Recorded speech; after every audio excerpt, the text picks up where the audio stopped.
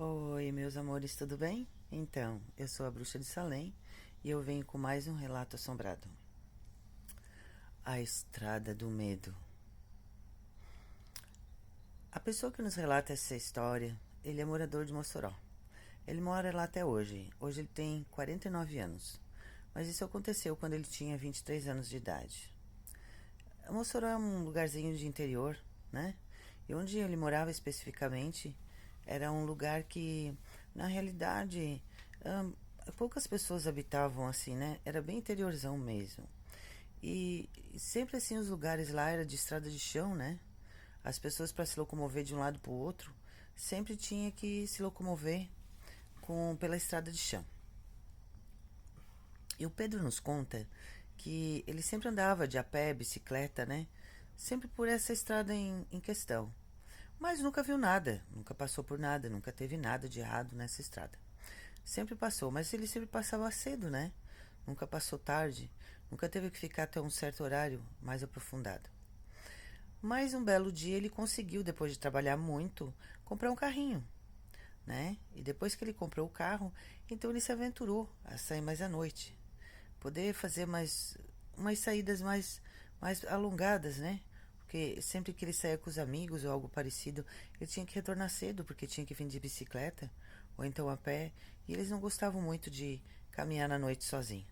Até porque existiam algumas lendas locais, né, de assombrações por aquelas estradas.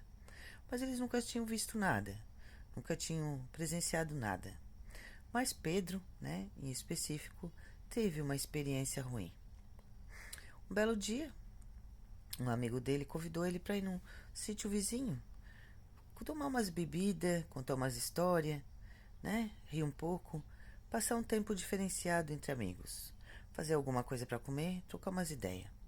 E assim ele foi. Como ele tinha carro, ele disse para o amigo dele: Ah, não precisamos a gente se importar até com o horário, porque agora eu tenho carro, a gente pode voltar até um pouquinho mais tarde. Antes a gente tinha que sempre voltar cedo, né? Agora não precisamos voltar tão cedo. E assim eles ficaram. Curtiram, brincaram, beberam, contaram história, fizeram uma comida bem gostosa. E assim eles foram passando a noite. Quando era mais ou menos umas 2h30, quase 3 horas da manhã, o Pedro chegou para o amigo e convidou ele para vir embora. Aí o amigo convidou ele para um último drink e disse que ia ficar lá, na casa desse amigo, porque os dois iam no outro dia pescar e iam fazer mais algumas aventuras. E como o Pedro tinha que trabalhar no outro dia cedo, ele então teve que ir. Mas como ele estava de carro, não se importou. E aí ele ficou mais uns 10 minutos, 15, e pegou a estrada. Era meio longinho da casa dele, não era tão perto, dava mais ou menos uns 20, 30 minutos de carro. E aí ele foi, começou pelas estradas afora. E chegou nessa estrada específica, né? Ele estava vindo e ele começou a ver assim uma névoa. E tinha um lugar nessa estrada que ele sempre passava de bicicleta quando era mais cedo, né? Quando ele andava de bicicleta ou caminhando, tinha uma cruzinha. E nessa cruzinha ele sempre passava e sempre se arrepiava, se sentia uma presença estranha. Mas nunca viu nada lá, nunca teve nada de errado naquele lugar. Até porque, né? Eles contavam que ali tinha sido um acidente, alguma coisa que aconteceu naquele lugar. Por isso que tinha aquela cruzinha. Então, ele estava vindo, e quando ele estava chegando perto do local daquela cruzinha, ele olhou a distante. Tinha uma criança, de mais ou menos uns 4 anos de idade. E ela estava brincando. Ela brincava com os matinhos, ali perto daquele local. E ele olhou assim. Uma criança que essa hora, que estranho. Tão pequena. O que ela está fazendo naquele mato? Será que aconteceu alguma coisa com os pais dela ou algo parecido? Essa criança está lá perdida. Então ele veio se aproximando de carro e parou o carro, estacionou. A estrada totalmente deserta, né? Aquela névoa assim cobrindo a estrada. E ele começa a caminhar, indo em direção a essa criança para saber o que estava acontecendo. E a criança continuava brincando no matinho do mesmo jeito que estava, continuou. E ele veio vindo caminhando. Veio caminhando, caminhando, caminhando. Quando ele chegou bem perto da criança, assim, de uma distância mais ou menos palpável, ele percebeu que a criança não era normal. Era uma criança de outro mundo.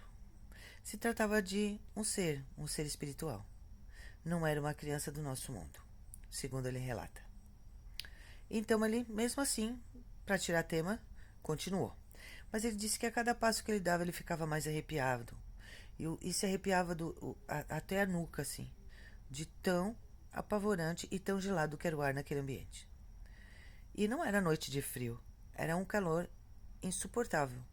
Mais perto daquele local ficou muito, muito frio. Então ele foi se aproximando. E quando ele chegou perto da criança, ele olhou para a criança e disse: "O que você está fazendo aqui tão tarde, criança?" Disse pro tio: "O tio quer levar você para casa?"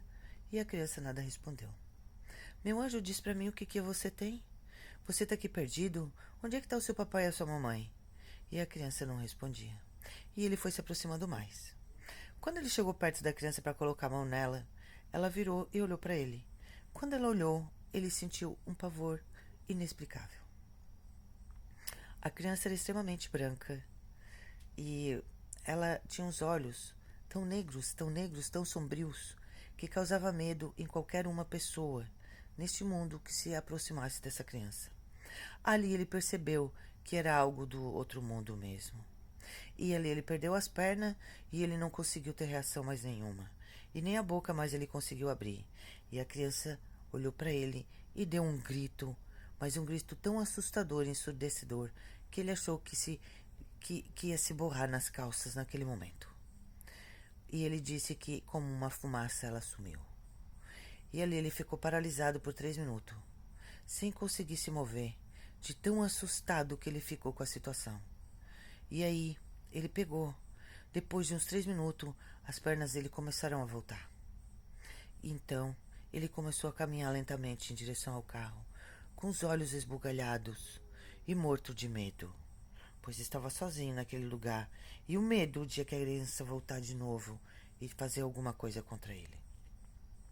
Então ele finalmente conseguiu entrar dentro do carro, trancou as portas e ficou mais uns 10 minutos ali parado, sem saber que reação ter. E aí então as coordenações motoras dele começaram a voltar. Ele ligou o carro e foi para casa, apavorado com o que ele tinha visto, pois nunca na vida dele ele havia presenciado algo tão terrível. E no outro dia, quando o amigo dele retornou, ele confidenciou isso para o amigo. E o amigo até riu, mas como ele contava com tanto pavor, o amigo acreditou nele. E disse que não se importou muito de contar para ele as histórias que tinham naquela estrada, que tinha uma criança que aparecia, mas que ele disse que fazia tanto tempo que ela não aparecia para mais ninguém, que ele nem se importou de falar para ele. E ele realmente disse: "Eu vi essa criança e ela realmente existe. E ela é um ser de outro mundo. Ela deve ter morrido ali alguma coisa, porque ela vaga naqueles lugares." Daquele dia em diante, o Pedro nunca mais saiu e nunca mais perambulou por aquelas estradas depois da meia-noite. E ele diz: "Esse relato é real. Eu hoje tenho a idade que tenho, e não me lembrar e estar contando para você agora, nesse momento, eu estou todo arrepiado. Pois para mim, aquela criança a qualquer momento pode aparecer para mim de novo. E eu não quero ter o desprazer de ver aquele olhar profundo e sombrio, pois ele me assustou imensamente." Esse relato, ele disse que nos conta porque gosta muito do nosso canal e quis dividir com a gente essa história. Eu espero que você tenha gostado disso e dessa história que ele nos confidenciou com tanto carinho, pois ele disse que não conta para muitas pessoas porque a grande maioria não acredita. Eu digo de extrema verdade. Eu acredito, porque eu mesma já presenciei espíritos e sei que eles realmente existem. Espero que vocês tenham gostado dessa história que eu contei agora na noite e que sirva, né, de exemplo pra gente não ficar caminhando por aí nas estradas e perambulando nas noites, porque tudo é possível no mundo sobrenatural. Um beijo bem grande da Bruxa de Salem. Não esqueçam de deixar o seu like, não esqueçam de deixar o comentário e, por favor, né, inscrevam-se no meu canal. Um beijinho bem grande para vocês e boa noite.